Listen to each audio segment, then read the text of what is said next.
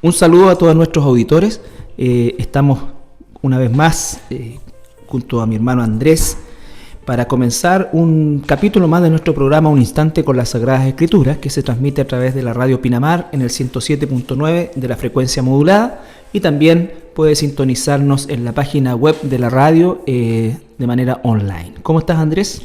Muy bien, pastor, muy contento, con mucho ánimo para terminar este capítulo 12, si es posible, pero de todas maneras ir avanzando. Así es, ya estamos por lo menos llegando, pasamos los 2 dígitos de capítulo, estamos avanzando. Pero la idea, amigo auditor, hermano, hermana que nos escucha, es poder hacer un examen lo más profundo que el tiempo nos permita del estudio de este evangelio tan importante como es el de Mateo, que nos ha enseñado ya muchas cosas referente a la forma en cómo el Señor Jesucristo enfrentó su ministerio público y la enseñanza que de alguna manera estableció a partir de su ministerio, y que por cierto transformó la forma de pensar y la vida de muchas personas a partir de ahí, y de millones a partir después de la iglesia, del nacimiento de la iglesia.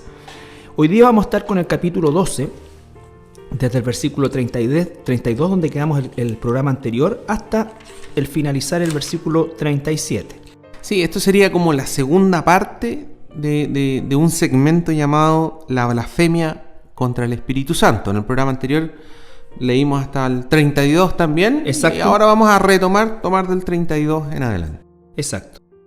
Versículo 32. A cualquiera que dijere alguna palabra contra el Hijo del Hombre le será perdonado, pero el que hable contra el Espíritu Santo no le será perdonado, ni en este siglo ni en el venidero.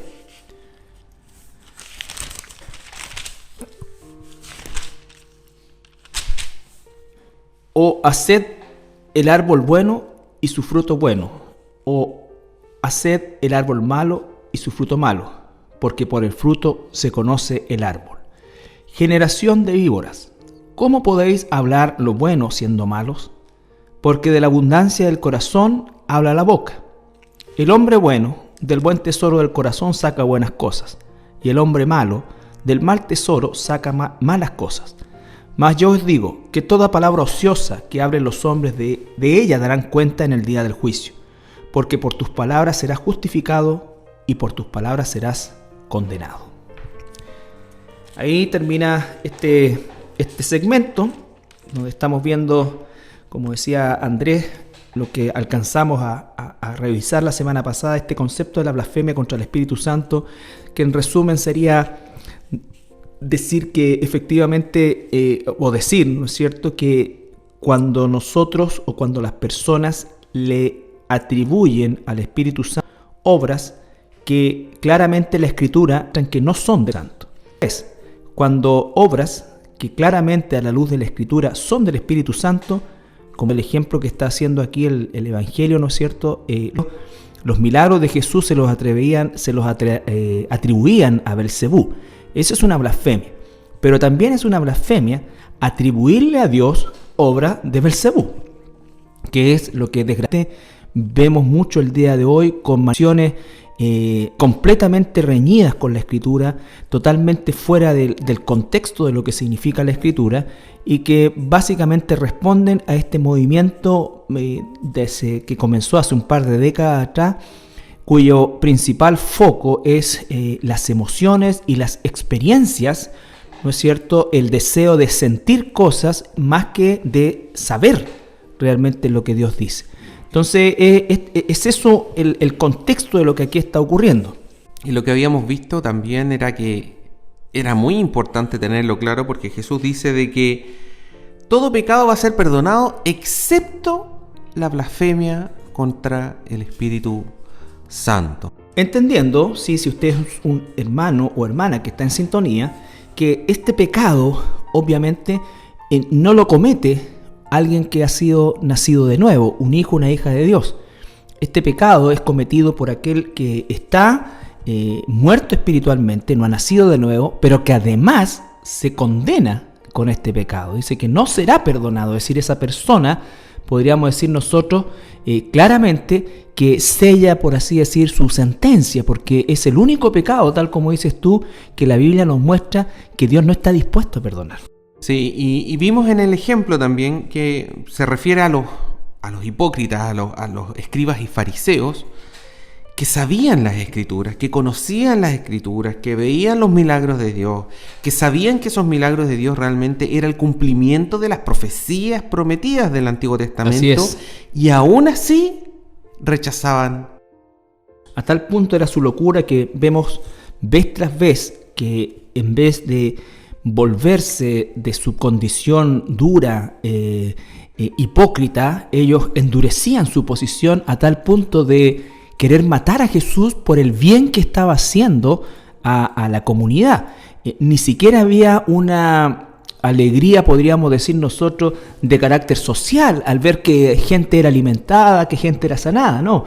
El empecinamiento y la ceguera religiosa les llevó a colocarse a tal nivel de dureza que no solamente rechazaban la enseñanza de Jesús, obviaban lo que ellos mismos sabían acerca de la Escritura, sino que además era tal el odio a la verdad que estaba frente a ellos, que es el Señor Jesucristo, que buscaban permanentemente matarlo, asesinarlo. Así es. Y en esas personas, dice Jesús, sus pecados no le van a ser perdonados, ni en este tiempo, ni en el venidero. Es decir, jamás. Jamás. Jamás van a recibir. Por lo tanto, eso rige y está vigente hasta el día de hoy sobre todos estos falsos profetas y falsos maestros que se levantan y que pululan desgraciadamente con tal abundancia en nuestra Latinoamérica y también en el mundo anglo en relación a todas estas doctrinas totalmente heréticas que no hacen otra cosa que ganar cantidad importante, gigante de personas que no han nacido de nuevo y que se sienten carnalmente atraídos a estos movimientos que les seducen con una pseudo espiritualidad, pero cuyo asiento o cuyo contacto es netamente con la carne. Las emociones, las sensaciones, los placeres que llegan a sentir en estas instancias corresponden netamente a una situación carnal y no a una situación espiritual. Andrés nos recordaba la semana pasada, o el programa pasado, la imagen de la escena de este endemoniado que aparece, ¿no es cierto? Y que rompía cadenas, se golpeaba, el gadareno, ¿no es cierto? Que al parecer andaba desnudo, ¿no es cierto? Y seguramente hacía gestos obscenos y que es parte de todo este proceso. Y que cuando Jesús lo libera, esa persona se encuentra vestida y en su sano juicio. Entonces es tan contradictorio, es tan contrario lo que vemos hoy día, que realmente, sin temor a equivocarme, hoy día está habiendo blasfemia contra el Espíritu Santo, atribuyéndole al Espíritu Santo, que es Dios, obra que es de Satanás. No puede haber otra explicación al respecto. Eso tiene que ver un poco, pastor, con lo que vamos a leer en el versículo 33 ya, donde Jesús nos empieza a hablar sobre el tipo de árbol. Dice, si el árbol es bueno, también su fruto es bueno. Pero si el árbol es malo, también su fruto es malo. Al árbol se le conoce por sus frutos, dice. Entonces, bastante claras las palabras de Jesús, pero la podemos relacionar con lo que él mencionó anteriormente en Mateo 7, versículos 15 al 20, donde dice, según el árbol es su fruto. Dice, cuídense de los falsos profetas, que vienen a ustedes disfrazados de ovejas, pero dentro son lobos rapaces. Ustedes los conocerán por sus frutos, pues no se recogen uvas de los espinos, ni higos de los abrojos. Del mismo modo, todo buen árbol da buenos frutos, pero el árbol malo da frutos malos. El buen árbol no frutos malos, o el malo dar frutos buenos. Todo árbol que no da buen fruto es cortado y echado al fuego. Así que ustedes los conocerán por sus frutos. Entonces, un poco lo que estamos viendo acá, digamos, es que este comentario que hace Jesús respecto al fruto, que el fruto, si el árbol es bueno, da buen fruto, si el árbol es malo, da mal fruto. Que pareciera una cosa de perogrullo, ¿no es cierto? Para que veamos, ¿no es cierto?, que la doctrina que Jesús enseña es tan clara, Sí. tan simple, sencilla, ¿no es cierto?, para poder Discernir, entenderla. discernir. Exacto, no es una cosa compleja ni es un tratado de No. teología que en definitiva busque la quinta pata al gato, como se dice, o filosofe sobre cosas que no son definitivamente sanas para nosotros como cristianos. Son muy claras y en el fondo lo que leíamos en Mateo 7:15 se refería a falsos profetas. Exactamente, eso te iba a decir, el contexto es falsos profetas. Falsos profetas son personas y particularmente en este caso estaba hablando de los escribas y fariseos que en lo que hemos estado leyendo en los versículos anteriores lo tentaban para esto. Entonces eran personas que aparentaban, como también aparece en Mateo 7:15, ¿cierto? Estaban disfrazados de ovejas, pero eran lobos rapaces. Absolutamente. Y hoy día, nosotros, el día de hoy, la cosa no es distinta y quizás es más compleja de discernir por causa de la falta de conocimiento de la población en general acerca de la Escritura, por la visión tan humanista que se tiene de todas las cosas. Y nosotros podemos ver, por ejemplo, al mismo Papa. Quiero partir por el ejemplo más grosero, ¿no es cierto? El mismo Papa vestido de blanco, muy cercano el día de hoy, y eso a la gente le atrae. No importa, la gente no está preocupada de lo que enseña, sino que está más preocupada de estas cosas, al punto de llegar a una idolatría. O sea, cuando estamos viendo, ahí tenemos un ejemplo, pero como se dice en medicina, patognomónico, o sea, clásico, de una situación de un lobo vestido de oveja. ¿Por qué? Porque efectivamente la enseñanza de Dios que este hombre da, o con la cual instruye a su religión, como que el infierno no existe, como que una serie de otras cosas, bueno, y ni hablar de toda la basura que enseñan, pero básicamente la gente le sigue idolatrando, a pesar incluso de que Dios ha permitido, porque Dios ha permitido, de otra manera no podría haber sido, que salgan a la luz todas las infamias que históricamente en nuestro país y en el mundo esta gente ha cometido con total y absoluta impunidad. Sin embargo, vemos una ceguera espantosa en la gente de no sentarse a meditar, a pensar, a buscar en la palabra de Dios respuesta. Es algo que no deja a mí de sorprenderme. Pero manteniéndonos un poco con el tema que mencionabas tú del supuesto papa, ¿ah? De esta, entre comillas, iglesias católicas. En el caso de lo que decía Jesucristo, dice, según el árbol es el fruto. Entonces aquí estamos viendo cuál es el fruto de esta autoridad religiosa, ¿cierto? Y que hace poco estábamos comentando que había colocado a una persona con un alto cargo en el sur de Chile, ¿cierto? Exacto. A pesar de que esa persona, según las mismas personas involucradas que dicen haber sido abusadas sexualmente, dicen que era un testigo más, que sabía perfectamente las cosas que ocurrían, ¿te fijas tú? Y sin embargo, esta persona, esta autoridad, digamos, permite que eso ocurra. Exactamente, ese no es el sordo. Ese es el fruto. Es un fruto malo, digamos. Exacto. Son sus actos. Los actos, por así decir, más que fijarse en la apariencia. Es que la gente se fija en la apariencia, porque justamente la clave de un falso profeta, de un falso maestro, de una falsa doctrina, nunca se va a presentar como lo que realmente es, un diablo, un demonio. Lo que se va a presentar es, como dice el Señor Jesucristo, a un Satanás. Imagínense, Satanás, dice la Escritura, que tiene la capacidad de disfrazarse como un ángel de luz. Entonces, nunca jamás es la apariencia lo que determina si algo es o no es de Dios, sino que realmente la enseñanza, la doctrina, el fondo, dónde es que efectivamente está puesta la fe, qué es o hacia dónde se conduce la enseñanza de las personas.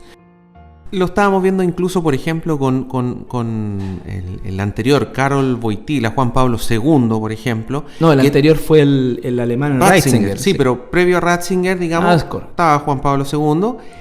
Y mucha gente lo idolatra a Juan Pablo II porque era, nuevamente, la imagen, exacto, la voz, el tono, etcétera, digamos. Pero hoy en día nosotros tenemos todos los antecedentes en la mesa, de que él sabía perfectamente los miles Fue de un casos. corrupto terrible, un hombre. Los miles de casos de personas violadas, Exactamente. abusadas. Él tenía todos los antecedentes. Él protegió personalmente la figura de este infeliz del Marcial Maciel en México, que Caradima es una guagua de pecho al lado de él, y este otro fue protegido específicamente por el poder de... Entonces, esos son los frutos de esta persona y que claramente son malos. Entonces, por los frutos los conoceréis. Sí. Y como Jesucristo lo deja muy claro, Mateo 7, versículo 15 al 20, ¿cierto? Hacia el final dice: todo árbol que no da buen fruto es cortado y echado al fuego.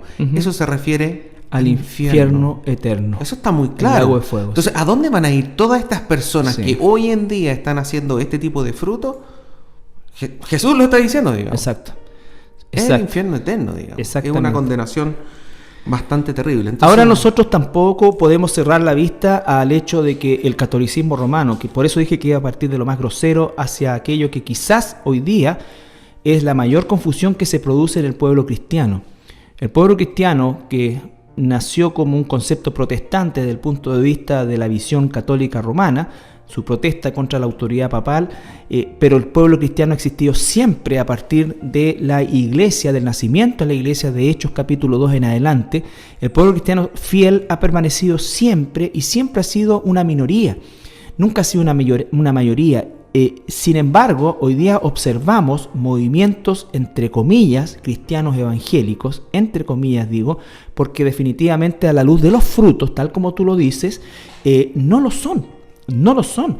Es realmente algo. Nuestro hermano Pablo nos mostraba el día miércoles, ayer, un video de un verdadero show que se hace, pero ya al más puro estilo de, no sé cómo catalogarlo, pero una situación aberrante, una predicación aberrante, una violación abierta de la doctrina escritural, una mujer predicando en el púlpito que está reservado por dirección y voluntad de Dios para el varón, pero con la autoridad que esta gente le otorga, y con manifestaciones, yo creo que similares, si no iguales, a las que nos muestra la Escritura con las personas endemoniadas.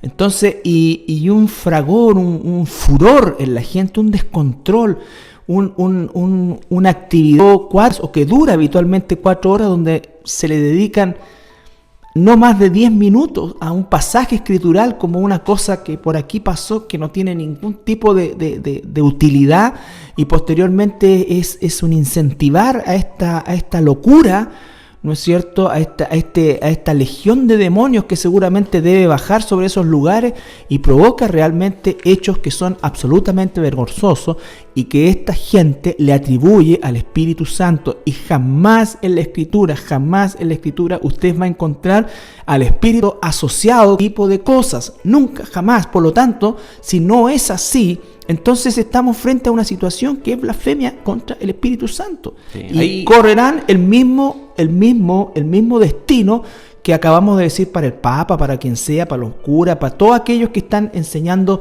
a sabiendas muchas veces mentira. Y la manipulación de las personas, el manejo de las emociones de la gente, el aprovechamiento, tal como dice la Escritura, haciendo mercadería de la gente. Cada persona es un generador de dinero para esta gente, y de verdad es una situación hoy día en la cual tristemente nuestra Latinoamérica está sumida.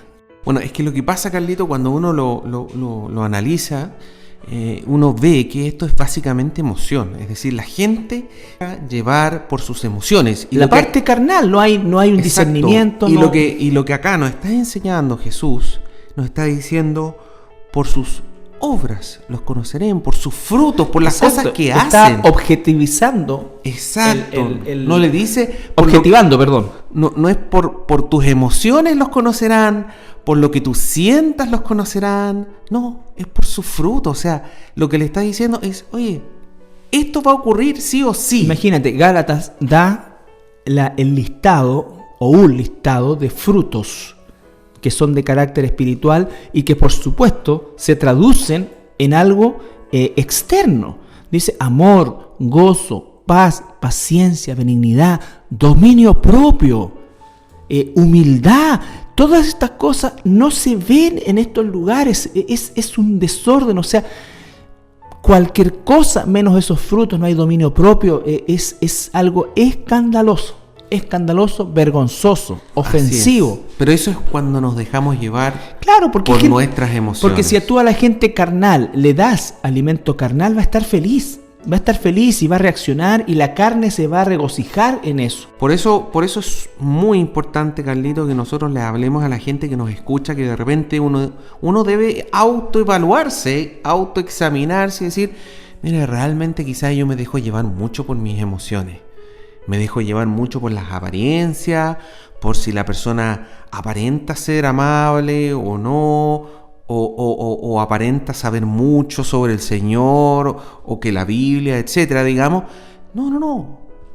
Tenemos que ser autocríticos. Si yo soy así, bueno, el Señor me está llamando. Exactamente. Y en ese sentido tengo que dejar mis emociones a un lado. Exactamente, porque desgraciadamente hoy día está tan bajo el nivel del discernimiento en general, que nosotros, hay una crisis moral, una crisis de liderazgo a nivel de toda la cultura, y la iglesia no escapa a eso, o el cristianismo, o todos estos movimientos pseudo cristianos en realidad no escapan a eso.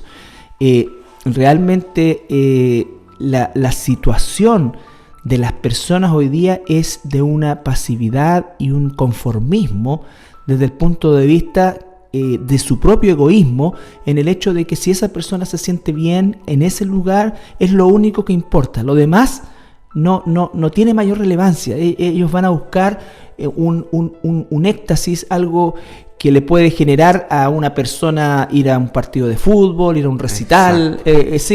Está en busca de eso. Bueno, uno encuentra eso hoy en día con gente que va de iglesia en iglesia. Es decir, si usted es una persona que ya lleva, no sé, un turista 5 espiritual, o 10 iglesias en los últimos 2, 3 años, probablemente no se ha convertido. Bueno, algo está pasando. O sea, sí, no es que necesariamente esas 10 iglesias estén mal. O sea, tiene que evaluarse también. Quizás usted se está quedando donde usted se siente bien. Me siento bien aquí, ni un problema. El pastor empieza a hablar de algo que me duele, algo que me y hasta llega, ahí nomás llego. Me está diciendo claro, que no sé, que tengo que casarme. Exactamente, y entonces me voy. Eso es, sí. Bueno, vamos a ir a una pausa musical y seguimos avanzando en nuestro programa. Bien, estamos de regreso después de nuestra pausa musical y continuamos con este pasaje que es tan revelador. Y sí, quería yo comentar un versículo que también leímos, Carlito, que dice: porque de la abundancia del corazón habla la boca. El hombre bueno saca cosas buenas del tesoro de su corazón. El hombre malo saca cosas malas de su tesoro. Recalcando lo que dice al principio, versículo 34, segunda parte, dice: porque de la abundancia del corazón habla la boca. ¿Qué es lo que habla, Carlito, todos estos pastores de la doctrina de la prosperidad? ¿Qué es lo que nos revela en el fondo? Bueno, tenemos ahí nosotros, en primer lugar, yo quiero ser bien claro en el cuando está tan distorsionada nuestra visión del bien y el mal el día de hoy, en términos generales, y la iglesia, vuelvo a insistir, no escapa a eso, que dice del buen tesoro del corazón, está pensando más bien en lo que la Biblia condena, que son lisonjas. Cuando nosotros escuchamos a Jesús, que no pecó jamás, llamar a este tipo de personas víboras, generación de víboras, que no escaparían del infierno, yo no sé cómo catalogaría la gente hoy día con tal nivel de sentimentalismo las palabras de Jesús. Tendería a decir que entonces sacó palabras malas de su boca. Y ese es uno de los factores más terribles de engaño que usan estos falsos maestros, porque realmente lisonjean a la gente, aceptando el pecado de las personas y dándoles esta esperanza satánica de que no es necesario que cambien ese pecado. Exacto. O que Dios los ama tal como son, como homosexuales, como ladrones, como esto, como acá. Y no condenando el pecado, no llamando al arrepentimiento, y entonces esta gente saca del mal tesoro todo lo que sea palabra que conduzca a las personas a un error en cuanto a lo que Dios dice. Ahora, ojo, una iglesia va a recibir a todo tipo de pecadores, porque todos somos pecadores, digamos. En ese sentido, no es que la iglesia vaya a hacer un filtro, a decir, mire, de ladrones para abajo le creo, pero de ladrones para arriba no. Y en toda iglesia debiera recibirse todo tipo de personas.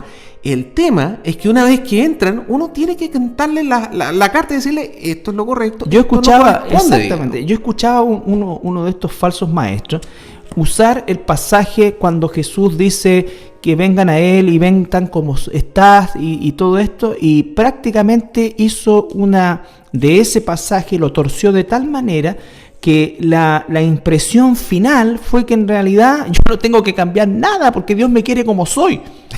Estoy tiquitaca. Estoy tiquitaca, o sea, Dios me ama, es tal el amor de Dios que Él me quiere como yo soy nomás. Obviando completamente el arrepentimiento y la obra del Espíritu Santo, que es una transformación. La santificación. Exactamente, en una mente pecadora como la mía, como la tuya, como la de nosotros, ¿no es cierto? Pero que va siendo transformado por medio de la obra del Espíritu Santo, que va santificando toda la pudrición en la que nosotros nos encontramos. Entonces, estos falsos maestros, en su interés de ganar el afecto de estas personas, y más que el afecto, la filiación para llegar a su bolsillo, esta gente lo que hace justamente es darles este tipo de mensajes que son más bien de ánimo en su situación. No ánimo para salir del pecado, sino que ánimo para seguir adelante, quizás no de manera abierta, por supuesto, pero con el hecho de no condenar el pecado, de no juzgar el pecado, de no llamar al arrepentimiento, de no hacer una corrección de lo que están haciendo, hay un silencio que otorga. Hay un pastor norteamericano bien famoso que tiene una mega iglesia, me acuerdo yo. El Joel Osteen. Joel Osteen, sí, exactamente. Bueno, este es un tipo joven, carismático. En sus sermones no se menciona la palabra pecado ni infierno. Él mismo comentó, una importante cadena televisiva, ¿no es cierto? Él declaró que sus sermones, tal como dices tú, no hacía mención a ningún tipo de estas cosas que pudieran causar una irritación en la gente, porque él decía, bueno, la gente trabajó toda la semana, probablemente tuvo problemas en su trabajo, y más encima aquí en la iglesia le vamos a refregar cosas. Entonces no, lo que yo hago, decía él, es darles ánimo, ¿no es cierto?, darle esperanza, levantarlo, y le preguntan, bueno, pero ¿cómo le llaman entonces al púlpito? No, en realidad aquí no le llamamos ni siquiera púlpito, aquí le llamamos solamente tarima. Y lo que queremos desde aquí, un espacio abierto para que la gente se sienta bien. Ese es el propósito. Y vaya que lo logra.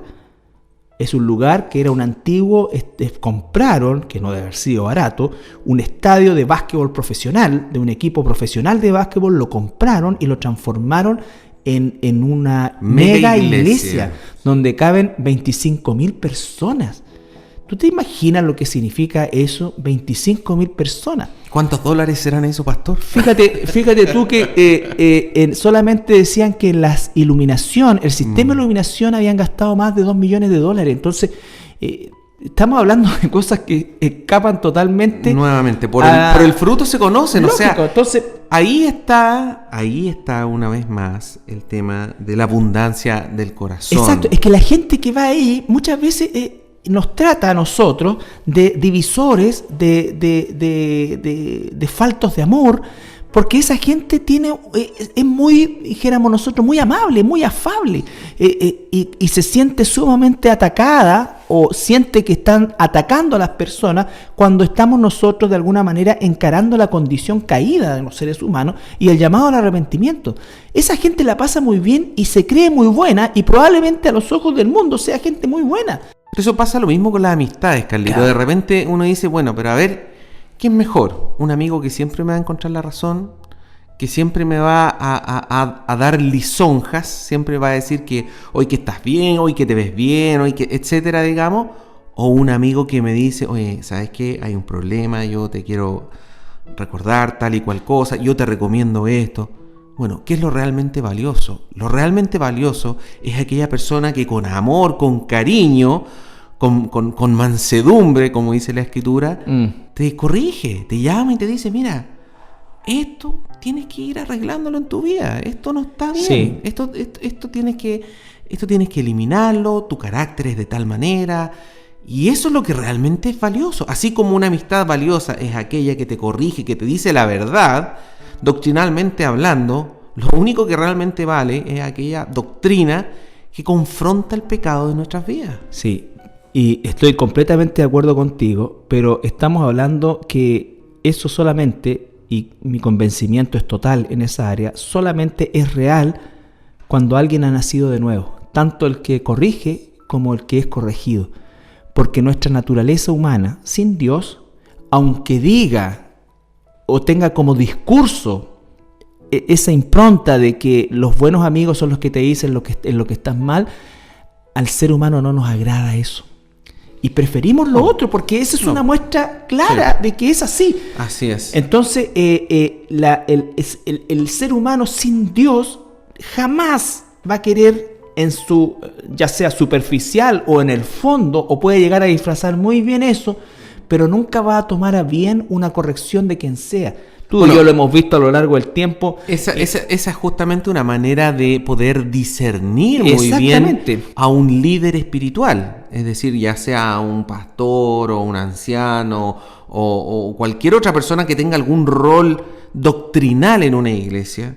Si dice algo que no corresponde, porque uno tiene la Biblia en mano y ve que no corresponde, bueno, ¿qué es lo que pasa si usted va y le dice, mire, hermano, ¿qué pasa acá? Usted dijo tal y cual cosa. Mire, yo leí mi Biblia y humildemente, porque hay con humildad, con cariño, con amor, sabe que se equivocó en tal parte. Veamos su reacción. Ahí vas a ver tú si esa persona, ¿qué es lo que abunda? Como estaba diciendo acá Jesús, ¿qué es lo que abunda en su corazón? Porque lo que abunda en su corazón es lo que va a salir de su boca.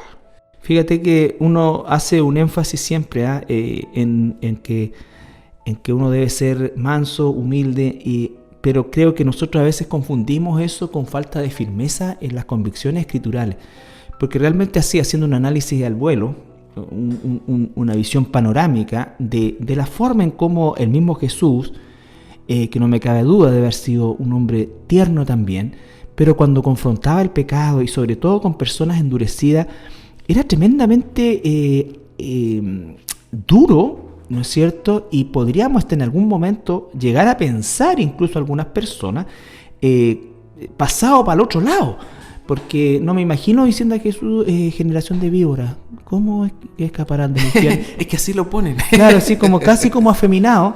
Bueno, hay ¿no una es cierto? hay una película que se llama El Evangelio de Juan. Y también hay otro que se llama El Evangelio de Mateo, que es básicamente el texto de Mateo de cualquier evangelio, pero actuado. Y justamente en las palabras más duras que aparecen en la Escritura, Jesús las dice, pero con una tranquilidad, Claro, amablemente. Y uno al leerlos queda claro que no es así. No, es confrontacional total. Totalmente. Eran personas que querían matarlo. Me imagino en Pedro, me imagino en Pablo, ¿no es cierto? Hombres que realmente estaban llenos del amor de Dios, eran, por algo la Biblia dice, estaban llenos del Espíritu Santo. Dicen, juzguen ustedes si es justo hacer lo que Dios dice o hacer lo que ustedes quieren.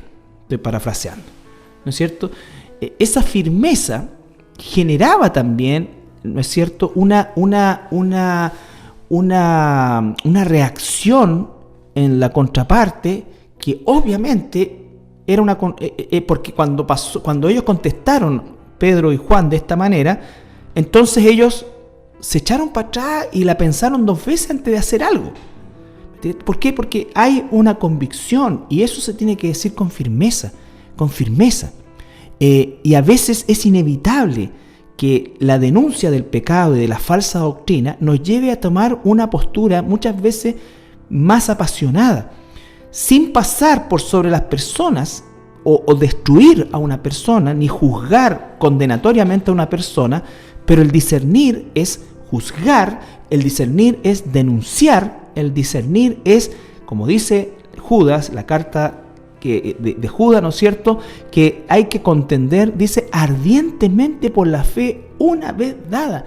Y hoy día vemos, ¿no es cierto?, un ecumenismo. Mira, a veces uno no debiera hacerlo, pero llegan informaciones y bueno, el Papa reunido con 140 o más pastores evangélicos de muchas partes del mundo orando por la paz del mundo. Entonces, ¿eso es qué es lo que es?